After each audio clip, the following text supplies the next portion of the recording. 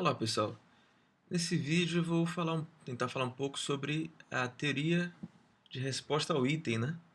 Que é uma metodologia empregada em várias avaliações, né? Inclusive o nosso Enem aqui, para medir o conhecimento de um aluno sobre determinado assunto, né? Na verdade, essa teoria é pode ser utilizada para outras coisas, né? Outras situações, como por exemplo você tentar basicamente medir algo que você não tem acesso, né? Então, a ideia é que você quer medir algo, como por exemplo o conhecimento do aluno sobre determinado assunto, é, e claro, isso não é possível de a gente medir diretamente, então a gente vai medir indiretamente através de respostas aos itens de um questionário. Por isso que o nome, né? Teoria da resposta ao item.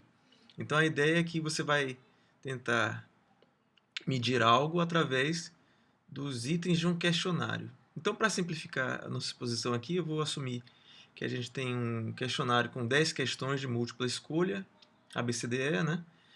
E que a questão é verdadeira ou é falsa, né? Ou melhor, o aluno acertou ou errou. Então, essa situação a gente pode pensar em outras situações um pouquinho mais gerais, mas é essa que a gente vai concentrar aqui. Então, qual é a ideia da teoria da resposta ao item, né? A gente, como professor, às vezes fica pensando, poxa, como a melhor maneira de fazer uma avaliação para medir, aferir o conhecimento de um aluno, né? Será que tem que ter umas questões difíceis, umas fáceis? Será que a gente vai cobrir todo o assunto, né? Então tem essas preocupações e a teoria da resposta do item é uma espécie de uma metodologia para você pensar isso de uma maneira um pouco mais matemática ou mais estatística, melhor dizendo, né? Então, se você procurar informação sobre isso, você vai encontrar livros de estatística, tá, que explicam a teoria da resposta ao item, mas sempre numa linguagem um tanto hermética, naquela linguagem dos estatísticos, que é uma linguagem muito poderosa, muito útil também, mas que demanda um certo tempo para a gente se familiarizar, né? Eu vou tentar aqui falar de um jeito mais simplificado, é claro que eu vou estar cometendo alguns erros aqui, mas depois a gente procura aprender do jeito certo, né? Então, qual é a ideia? Vamos pensar do ponto de vista do item, né? Vamos pensar o seguinte, que a gente vai tentar examinar qual a probabilidade para cada item, ou melhor dizendo, vamos pensar o seguinte, que o conhecimento de cada aluno é uma variável aqui, θ, que vamos admitir que está numa escala de -3 a 3 para simplificar. Tá certo? Então todo aluno, lá no momento da avaliação, está em algum ponto dessa escala. Isso é uma suposição, né, que a gente está fazendo, que esse conhecimento pode ser medido através de uma escala desse tipo, né, unidimensional. Um número de -3 a 3. E vamos pensar que para cada item, isso aqui é a chamada curva característica do item, né? Então, ela tem que ter mais ou menos essa forma aqui, né? Essa curva mede a probabilidade de um aluno com conhecimento θ acertar a questão ou não. Então, aqui a probabilidade vai de 0 a 1, né? Então, se o aluno tem um conhecimento alto, está aqui no 3, a chance dele acertar é 100%. Se ele tem um conhecimento baixo aqui, a chance de ele acertar não é nula, né? Porque, principalmente numa prova de múltipla escolha, né? Ele pode chutar, né? Pode chutar e aí a probabilidade dele acertar, no caso aqui eu botei 20%, tá ok? Então existe uma possibilidade dele acertar mesmo que ele não saiba nada. E a forma dessa curva característica tem que ser, se você parar um pouco para pensar, tem que ser na forma de um S, como essa daqui, né? O aluno que tem esse conhecimento θ -3 vai ter uma chance pequena, mas não nula. O que tem sabe tudo aqui, o 3, ele tem uma chance de 100%. E no meio do caminho, essa probabilidade deve aumentar com o conhecimento, né? Então, deve ser crescente. E ela, como cada item, né, tem uma certa dificuldade, a gente pode dizer que a dificuldade do item, né, está relacionado ao conhecimento a partir do qual a maioria das... quem tem esse conhecimento a partir de um certo ponto vai acertar a questão, né? Então está relacionado a uma certa posição do θ, que no caso aqui desse item está no zero, né? Então quem tem conhecimento médio, né, vai ter uma chance maior de acertar. Então a gente pode pensar que em modelar essa função característica do item, né, essa curva característica do item, usando alguns parâmetros. Então normalmente se usam 3 parâmetros aqui. É uma possibilidade. Tem outras possibilidades, mas essa é mais comum. Você tem esse parâmetro C que controla aqui essa probabilidade do chute. Tem esse parâmetro B, né, que mede, de certa maneira, a dificuldade da questão. Então vamos olhar nesse caso aqui. Né? Essa é uma questão difícil, porque só quem tem o θ, né, o conhecimento maior do que 1.5 aqui, vai ter uma chance alta de acertar. Né? É exatamente esse ponto aqui, esse ponto de inflexão da curva. Já se eu colocar o parâmetro B aqui, o que acontece? Essa questão é fácil, porque mesmo quem tem o conhecimento aqui, né, nessa faixa de menos 2 a menos 1.5, vai ter uma chance alta de acertar. Então, esse segundo parâmetro B mede a facilidade ou a dificuldade da questão. Eu até estou mudando de cor aqui. Né? Vermelho é a questão difícil, verde é a questão fácil.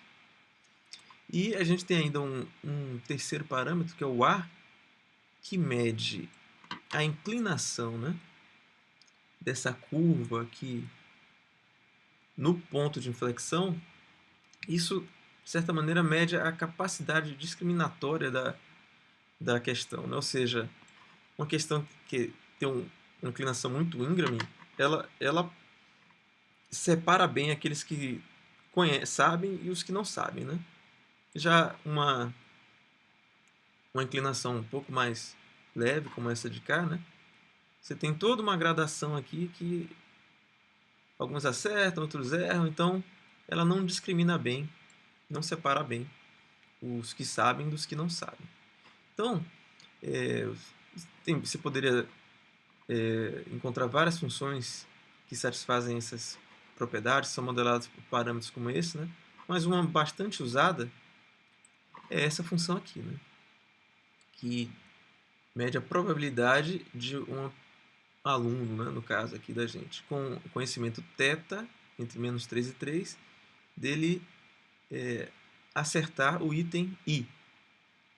Então, é modelado por essa função, é uma função que envolve uma exponencial aqui no denominador, né? Não é tão complicada, e a forma dela e esses parâmetros são justamente esses daqui. No CI, mede essa probabilidade do chute aqui, né? Essa translação que você dá.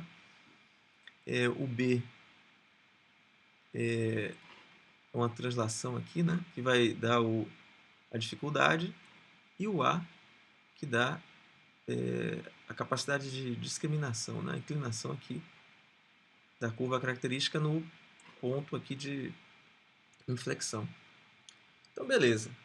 Então, essa é a ideia de que você tem uma função de probabilidade para cada item do seu questionário, da sua prova. E ela varia assim, para cada competência da pessoa, né, esse θ mede a competência dele, você vai ter uma probabilidade dele acertar a questão ou não.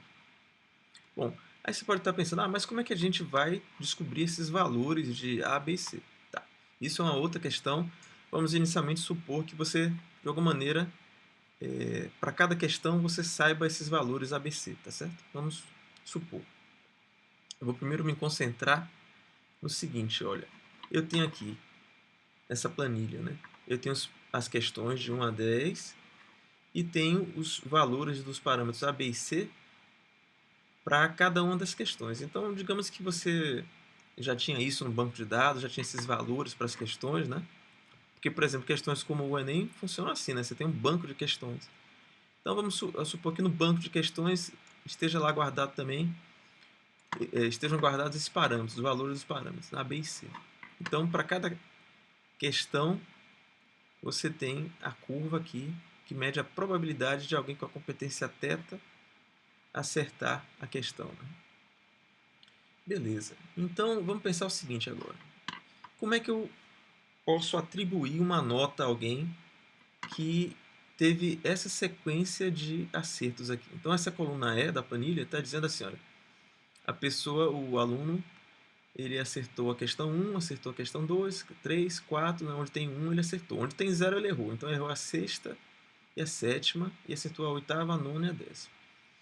Eu, de propósito, coloquei os Bs aqui, os parâmetros Bs que medem, B que medem a dificuldade, em ordem crescente.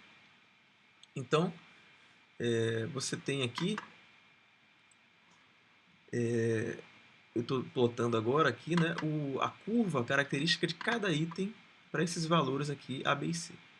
Então, esse aluno ele acertou as fáceis, acertou algumas difíceis e errou umas intermediárias, né? Então, qual a nota que a gente deve atribuir a esse aluno, né? Então, é aqui que começa a ficar interessante, né? Porque você vai usar as definições que você conhece de probabilidade para tentar dar essa nota para o aluno. Então, vamos pensar o seguinte, olha, para cada θ, a função PI, então aqui eu tenho as funções P1, P2, P3, P4, né? Ela mede a probabilidade do aluno com a competência θ acertar a questão PI. A questão I, né? Então, a probabilidade dele acertar é PI. A probabilidade dele errar é o complementar, né? É 1 menos PI. Tá certo? Então, se ele tinha uma chance aqui de 70% de acertar, a chance de ele errar é 30%. Para este valor, o aluno que tem a competência θ, né, isso ia acontecer. Então, a gente pode tentar atribuir uma curva que mede a probabilidade de um aluno ter exatamente esse perfil aqui, ter acertado essas questões nessa ordem, né? Com esse padrão de respostas. De 1, da questão 1 até a questão 10. Qual seria a probabilidade, em função de θ, de um aluno, né, acertar essas questões nessa ordem aqui, né? Então vamos pensar o seguinte, né? A gente vai chegar a alguma coisa assim, né? Então vamos fixar, por exemplo, esse aluno que tem a competência 1.5, nessa faixa aqui, né? 1.6, por aí. Então o que é que você vai fazer? Você vai pegar a questão 1 e olhar qual é a probabilidade dele ter acertado. Como ele acertou, né, você vai pegar e multiplicar no item 1 pela probabilidade dele ter acertado. Aí vai multiplicar depois pela probabilidade, você está assumindo que a chance de acertar as questões, os itens são independentes, né? Então, a chance de você acertar a questão 1 e 2, alguém que esteja com a competência θ, vai ser o produto de P1 e P2.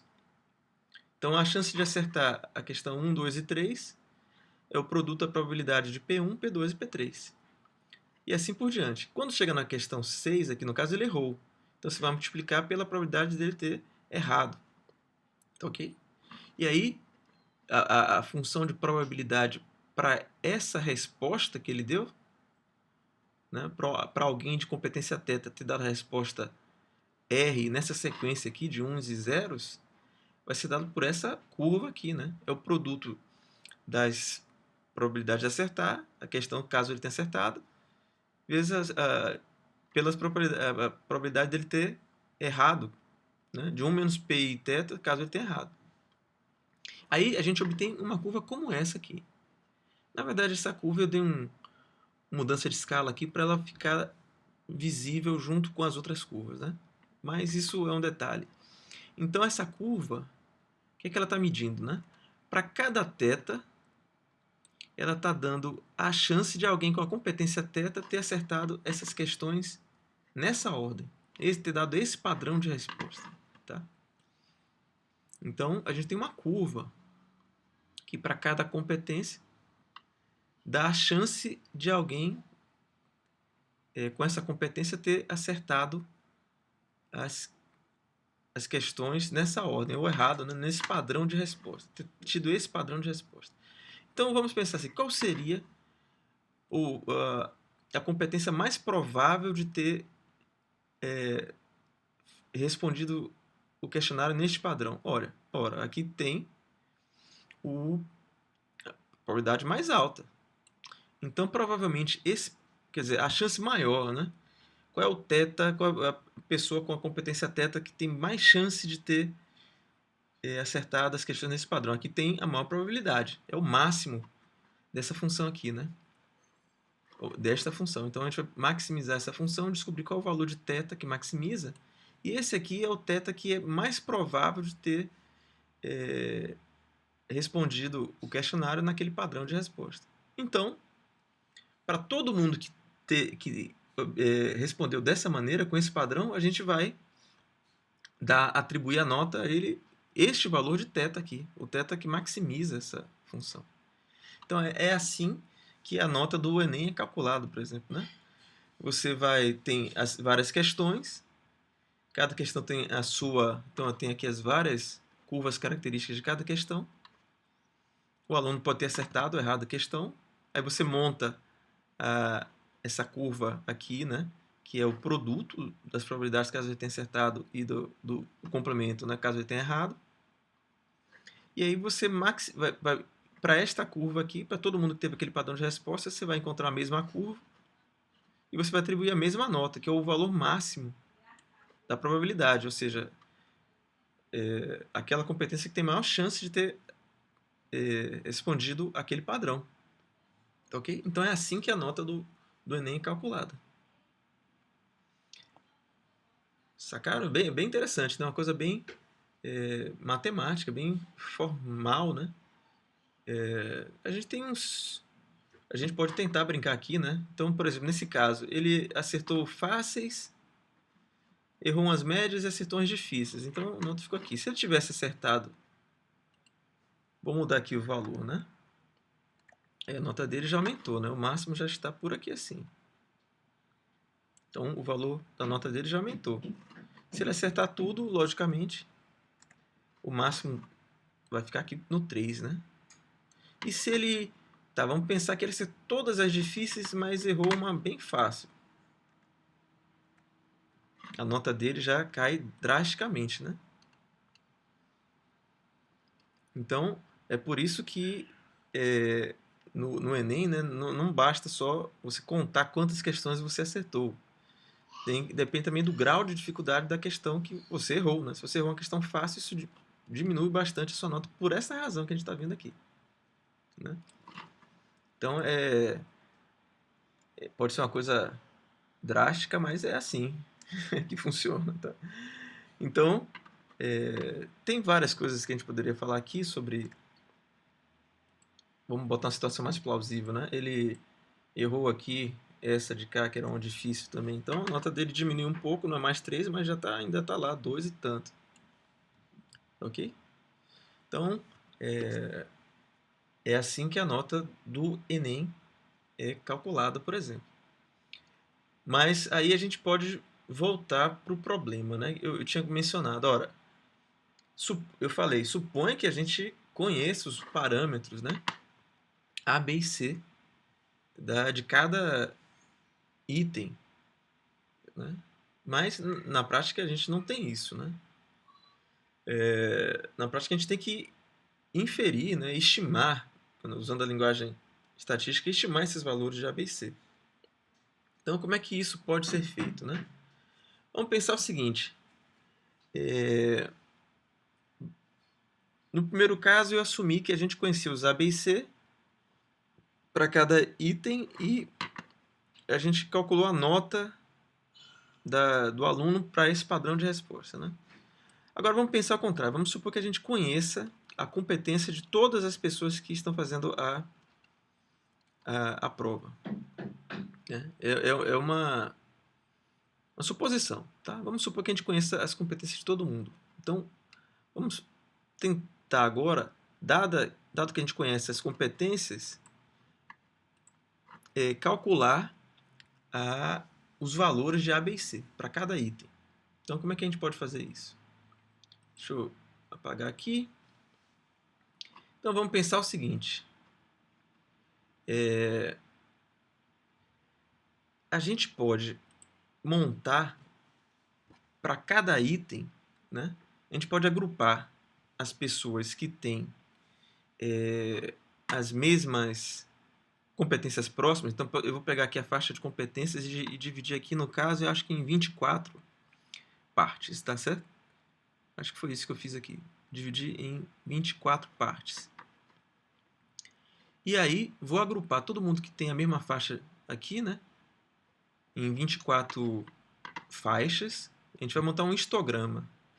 E vai contar para cada faixa dessa o que a gente agora sabe, né? A gente tem o padrão de resposta de, digamos, 1.000 pessoas, ou 10.000, no caso do Enem, de 1 milhão de pessoas que responderam as questões. Então a gente pode olhar para cada questão, a gente olha cada questão, divide as pessoas, né, em faixas de competência, e aqui vai ter todo mundo que tem a faixa de competência de -3 a esse valor aqui, menos 2,75.